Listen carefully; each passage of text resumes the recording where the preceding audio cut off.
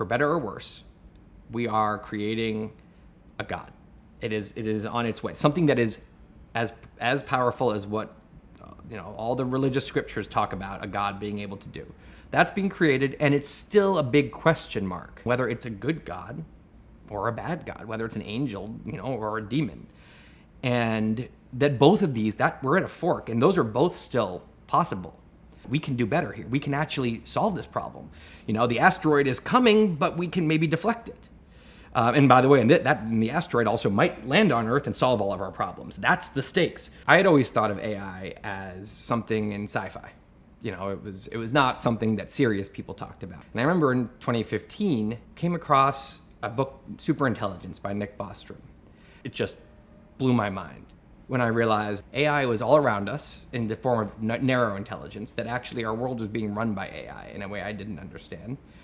And secondly, that artificial general intelligence was this concept that AI could actually become as smart as humans across the board.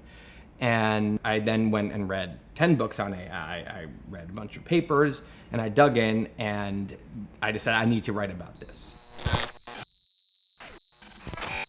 The thing that makes our brains so amazing is the fact that we have this breadth. The fact that we have this intelligence that can be generally applied to anything. So we can look at the way a beaver builds a dam, right? So the beaver's programmed to build dams. We're not programmed to build dams, but we can look at how the beaver does it, understand it, improve upon it. Now we're suddenly building the Hoover Dam, we weren't evolved. The ancient people didn't know how to build the Hoover Dam. Because it's not in our programming, just like a beaver's programming is, from birth is to build a dam. We can learn how to do that. We can learn how to do anything. And that's this unbelievable generalized intelligence. So the question is, can AI get there? Can we have AI that can't just do what it's programmed for, but can be smart enough in a general way that it can look at any problem and learn from experience, and like a human, can solve problems across the board? When I wrote about AI in 2015, AGI, general intelligence, seemed like a faraway dream. And by the way, there were people that said we'll never get there. And other people said that maybe it'll be 100 years. And some people said it might be very soon.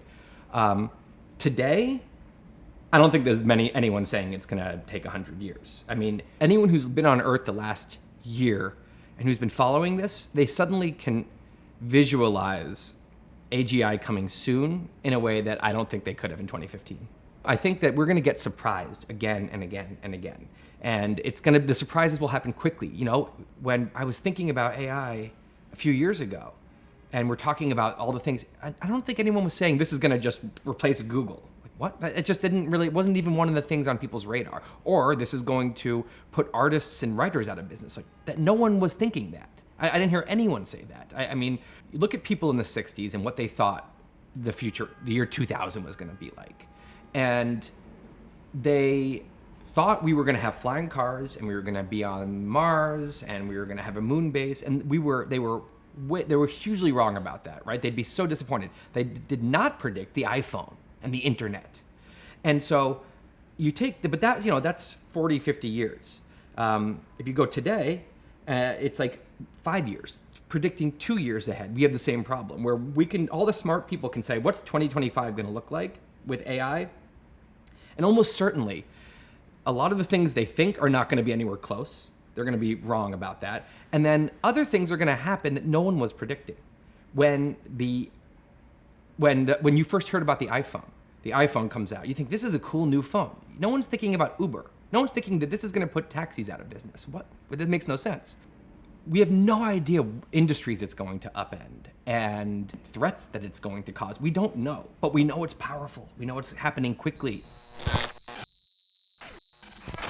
They kind of started this machine and a magic wand fell out, and now both the makers of the magic wand and all the people who have it now for free are all sitting here being like, pointing it at this thing and being like, oh, look, it did that, and then pointing it there.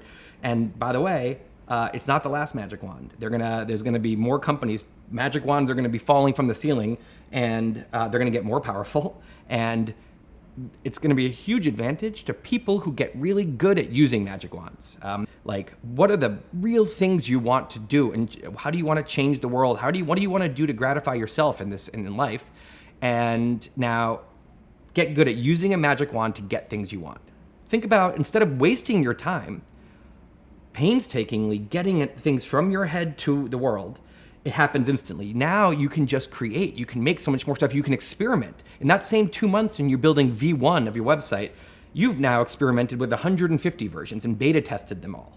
I think young people should be trying to get really good at thinking creatively and experimentation, getting really good at understanding the feedback loop between you try something, you get results, you adjust, you try something, you get results, you adjust. You can just be really rapid-paced experimenters. The people who are scared of AI and think that it might kill us all, they don't think that AI is a purely bad thing. They think AI is a purely powerful thing, and it can do immense good and immense bad. But the problem is, if it does both of those things, we all go extinct with the immense bad stuff, and the immense good is irrelevant. It doesn't have our moral code baked into it. It doesn't even necessarily value life more than non-living things, because why would it? That's a very human thing. It's a lot of things we take for granted. Well, it's obviously bad to kill someone. Well, for us, yeah, we think that because we are life and we value life. If you just think that life is this is a pile of atoms and that rock is a pile of atoms and atoms are useful for different things, and you don't value life, it doesn't mean that this AI is evil. It means that it is not well aligned with human worldview. And so it starts using atoms for what it needs. And maybe the atoms in humans are more useful to it than the atoms in the rock, and it starts dismantling humans to use for its materials. It's not evil. It doesn't hate humans. It's just doing its thing. And the fact that this power may not care about the things we care about, that's called unaligned AI. And it turns out that trying to align something, this alien superintelligence, is one of the most difficult problems. We don't have experience with this problem. We don't know how to do it. And even if you said, okay, I make AI and I figured out how to align it with my goals. Well, who's that guy, right? I mean, why do we like their goals? Like, whose goals actually do we want the AI to align with? And it's all fine when this thing is a tool, like a chat bot. It's another thing when this thing is kind of a god. Imagine something that not only can we not do what it can do or build what can it build, but even if it tried to tell us what it understands and what it's building, we still couldn't even wrap our heads around it, not even close. That is such a foreign concept. We are the king of the castle on this planet. We are very used to being the king of the intelligence castle. I mean, you cannot say a world where we are the smartest things on the planet has anything to do with a world where we are not the smartest things on the planet. And again, it's very exciting in that super intelligent AI can solve every problem that we think we have, right? I mean, climate change, disease, cancer, mortality itself, poverty, easy, right? It's easy for an AI. Then there's also the fact that that same incredible power can do incredible damage to us. We have killed off so many species, right? Humans have killed thousands of species through just our footprint, through what we do. I don't know many people who are out there saying, yes, let's extinct this one now. No one wants to kill species. Actually, it's not even that we don't care. We actually do care. We'd rather not kill the species, and we're doing it anyway. Because we have our goals, we're doing our thing, and we have a lot of power. The human species is just powerful. We can change the atmosphere. That's how powerful we are. We can level a forest and build a super mall right there. That's power. No other species can do that. And our power alone is just like this albatross trampling through the world, killing things. We should be scared of something so powerful because we might just be like a species, another species, even if it's saying, yeah, I like humans. And it's sad. Some of the AIs out there maybe are saying, whatever we do, we can't kill humans. They're like the conservationists of the AI community. And other ones are saying, yes, we should try not to, but this is more important. And they're arguing. And meanwhile, what happens is things move and things progress and we all die. If you're building a god, why would you not do it so carefully? Because if you build the god correctly, if you build a god that is on your side, that understands what you want, that's the best thing you can possibly imagine. Of course, if the God is not what you want, that's the worst thing you can imagine. So when you're building a God, if God V1 is buggy, you're in big trouble. Because what are you going to say? Oh, okay, we want to go iterate. Let's get some beta testers. Let's change it. God says, no way. You changing me is going to actually detract from my goals. So that's very bad. In fact, the fact that all these people are trying to change me, I might need to get rid of people because they seem to be in the way of my goals. So you can't build God V2. There is only God V1. And that is so different than, people who build software, they don't think that way. They think, let's get out there, let's test it. Let's throw it against the wall and see if it sticks. You can't think that way. You have to get V1 right, which is so hard. Not much software V1 is good. We're also used to the concept that if you build something that is somehow doing damage, pull the plug, right? Shut it down. You can't pull the plug on a God. The God figures out how to get energy in ways that we don't even understand. God is sapping energy from dark matter that we don't even know is here, through the channels that we don't even know exist, right? There's no such thing as, they pulled the plug. So imagine there's 1,000 of these, and one of them is just wacky and gets, and starts to go unintended, develops this really destructive personality and alone. It doesn't matter what the other 999 are doing. It can wipe us all out. The stakes are higher than ever. We have utopia sitting right there. We have extinction sitting right there. And then the second thing I see is society devolving into like a political tribal haze. What you'd want if the stakes were so high is you'd want to be sober and have your wits about you, right? The species should be unbelievably grown up right now and say, put all of the BS aside and let's work together and try to be as wise as we can collectively. And how do you do that? How do a group of not that wise humans become wise collectively? Through discourse, through open discussion, and through kind of rules of engagement and just acting like grown-ups.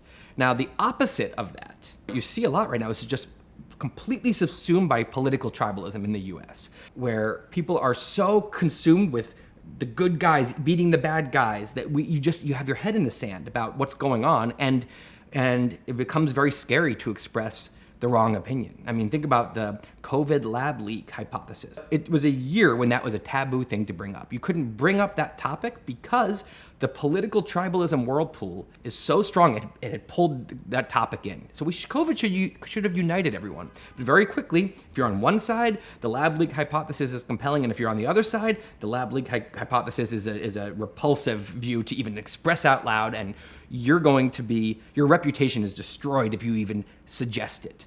That is the exact way we can be unwise, is when we get really religious about certain viewpoints, and basically we use any new topic, COVID, AI, as an excuse, as a new fodder for the political food fight.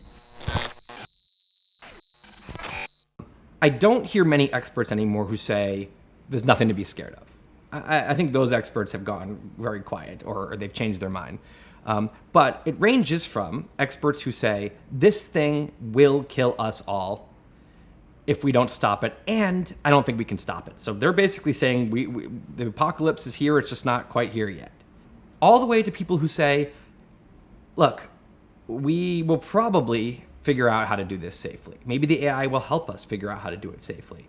Once people get properly scared, which should happen soon, all this money will pour in, all this research will pour in. If we have to halt what we're doing, I think if everyone is scared enough, there will be reason for a worldwide kind of halt, and to work together, it'll draw us together, and we will figure this out.